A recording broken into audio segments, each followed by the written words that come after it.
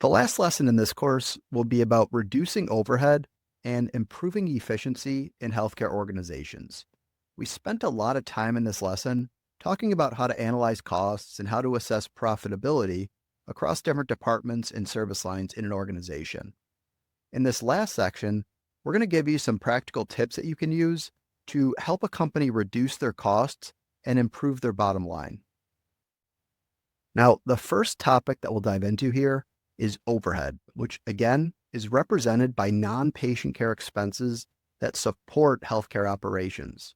As an example, think back just a few slides where in the case study, we were talking about the admin and the housekeeping departments.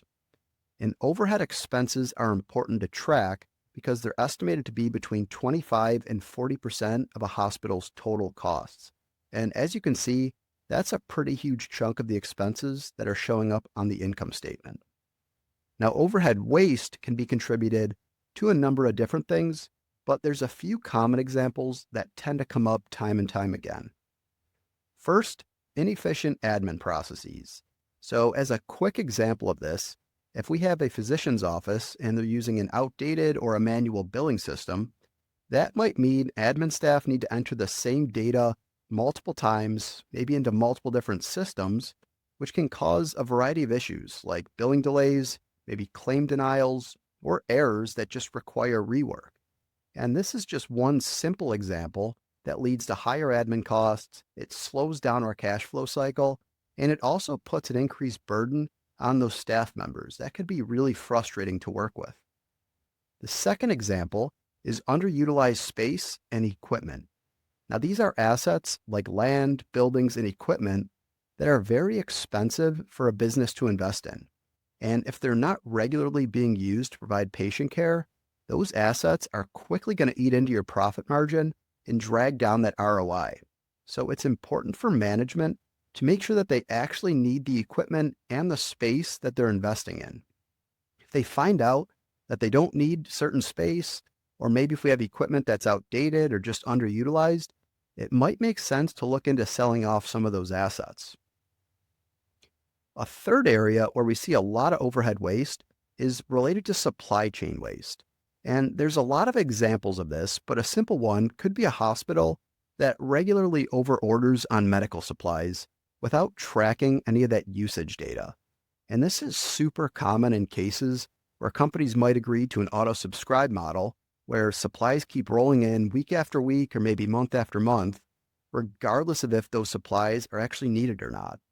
So using a strong inventory management system, or maybe even moving over to a just-in-time, a JIT inventory system, could be a good way to reduce that type of waste.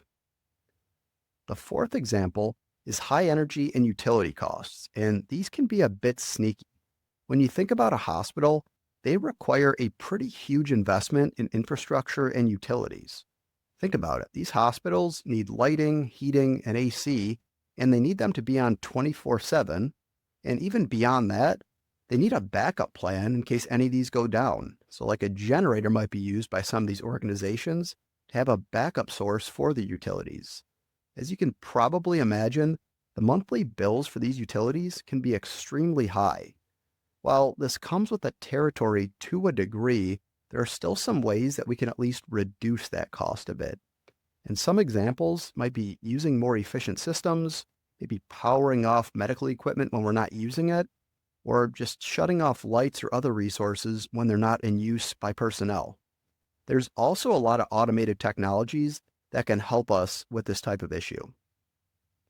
The last one I'll point out is poor coordination between different departments, and this creates hidden costs in a way. So as an example of this, let's say we've got a patient who's undergoing a procedure, or maybe a few procedures as part of a care episode, and that involves 2 or more departments.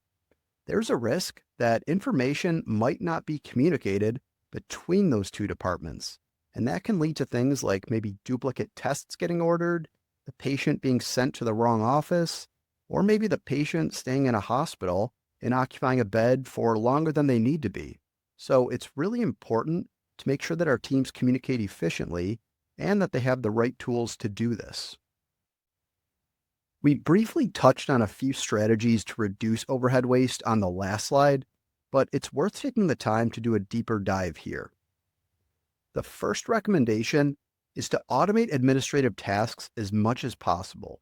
And there's a lot of different systems, tools, and technologies that allow you to integrate different systems together and to even automate certain activities, especially those types of activities that are really redundant and predictable in nature. Automation helps you out with a few key benefits. First, it takes some of the more mind-numbing tasks off the plate of your staff members. Most of your team members and employees aren't going to be super motivated to type redundant information into a computer all day long. There's a lot of good examples where we can automatically pull this information from other systems when we have the data. But keep in mind, you have to make sure that you have patient consent depending on the system that you're pulling from. This is all tied into HIPAA and making sure that the patient did consent if you're going to transfer data between two systems or two different parties. The other big benefit of automation is accuracy and reduced errors. We're human. If we have a job that involves keying things into a system hour after hour, day after day, week after week, we're eventually going to make some mistakes. Computers are a lot more predictable and a lot more reliable in this regard. So if we can offload some of those functions to computer systems, we're likely to see much fewer errors. Second recommendation, improve facility utilization. Again, if we have property, plant, and equipment, PPE, on the balance sheet, make sure there's an actual use for it. If there's certain assets that have redundant functionality, or maybe some assets that we're only utilizing 10 or 20% of the time, we might be able to sell off those assets and consolidate our efforts or our assets that we're using. A lot of things that we talked about in this course, activity-based costing, for example, can help us identify some of those assets that are being underutilized. Third recommendation, optimize the supply chain and the inventory levels of your organization.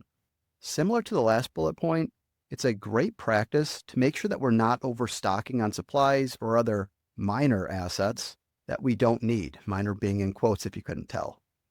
Performing periodic inventory reviews and looking into contracts can help make sure that we don't have any auto ship enabled, and this can be beneficial to help alleviate the issue and make sure that we only keep the assets on hand that we're going to need in the near future. When it comes to the energy and utility cost reduction, it might make sense to look into some more sustainable types of systems, especially if the hospital or the organization is using older infrastructure. For example, using more energy-efficient HVAC systems can help you reduce a hospital's bill while also reducing the environmental impact that they're making.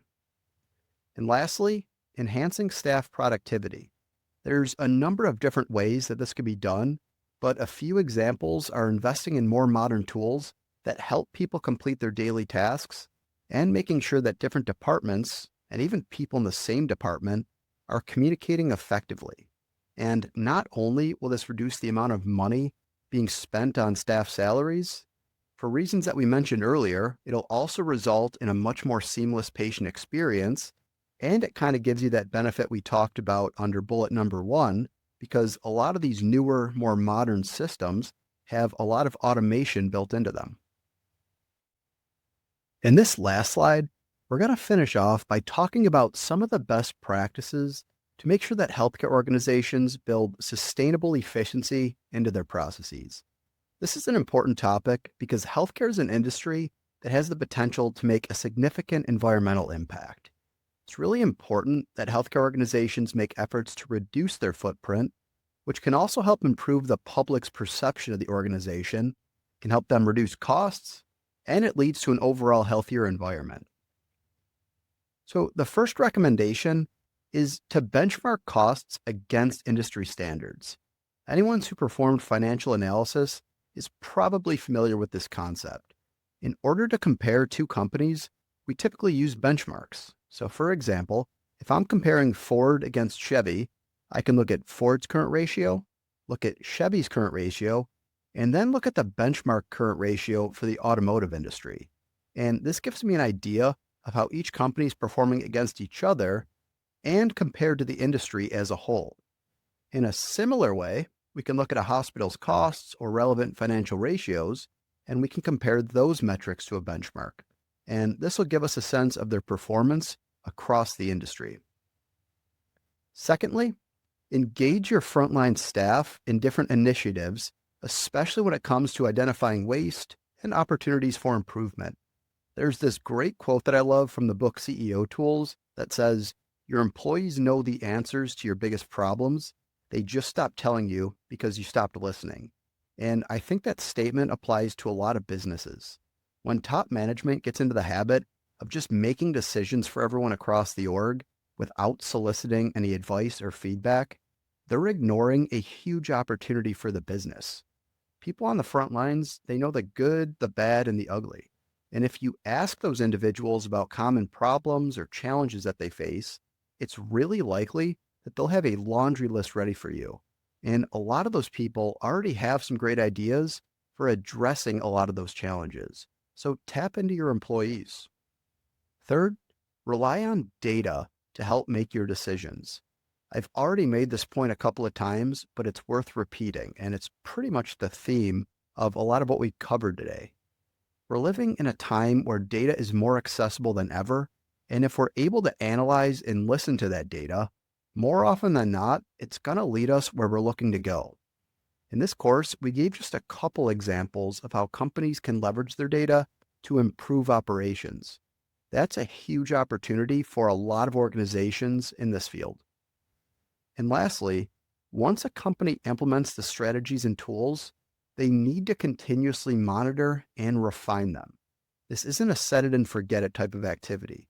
When you build any process into an organization, it's important to have a feedback loop to know what's working, what doesn't, and if and when a process is broken. So this is an ongoing process that requires continuous improvement and continuous refinement.